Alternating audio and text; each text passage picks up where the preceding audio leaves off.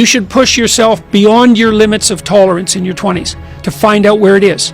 How much can you work? How disciplined can you become? Like, can you work 12 hours a day? Can you work 8 hours a day? Can you work 3 hours a day? Like, flat out. Where's your limit? And how much work can you do, and how much socialization? You should find out.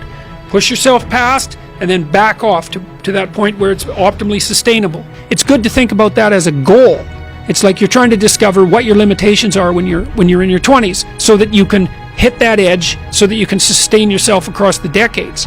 You don't want to have too much fun, right? Too much fun takes you out. You know, it's not fun being the 40-year-old at the singles bar, precisely. So you want to make sure that what you're doing is age appropriate, and you want to push yourself in every direction that you can, but you should be doing that with an aim in mind. It's like you're trying to make yourself into a better and more competent person. And so some discipline along with the fun is a good idea. There's always people out there who are doing far better than you on pretty much anything you want to imagine. And if all you're doing is seeing yourself in their reflected light, let's say, then it's going to be pretty damn dismal. But it's not a good comparison because, well, first of all, there's danger in just comparing yourself to others, period, because they're not you, and God only knows what struggles they had to undertake to get to where they were, or what burdens they're currently carrying that you're not aware of. But you can certainly contrast yourself with yourself, and that's a lot better. It is the only way. Well, it's also the only way of really measuring anything approximating proper improvement. You can actually tell when you're a little better than you were yesterday. Right. And you can actually do that. That's another thing that's so interesting about it, is that you can actually make yourself a little better in some way, pretty much, well, I don't know if it's at every moment, but you can certainly do it every day.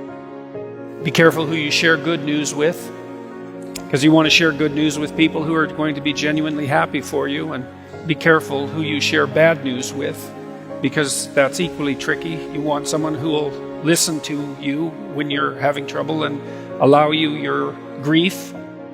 Beauty calls people to their higher being, I would say, and to make friends with beauty is to introduce yourself very carefully to one of the mysteries of life that make it worth living. There's never been a better time for the majority of people to be alive, and the future, although we're vulnerable and terrible things can always happen to us, it's hard to make a case that the future doesn't look comparatively positive.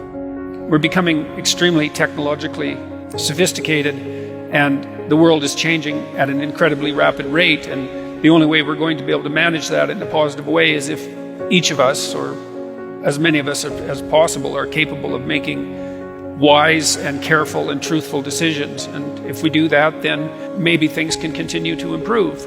You don't get people to stand up on their own 2 feet and to adopt responsibility if everything is given to them. And that's a real conundrum. You know, maybe you're in California, see someone speeding down the road in a convertible Porsche, and you think, oh man, what a lucky bastard. And the truth of the matter is that he's thinking about wrapping his expensive sports car around the next cement pillar that he comes close to. You know, you can't tell, and people have hard lives, and even people who are comparatively fortunate have hard lives. And the ideal that you're observing that makes you jealous and resentful is in large part an illusion that's created by your own mind. You have to be careful of what you're jealous of, because you don't really know what it is.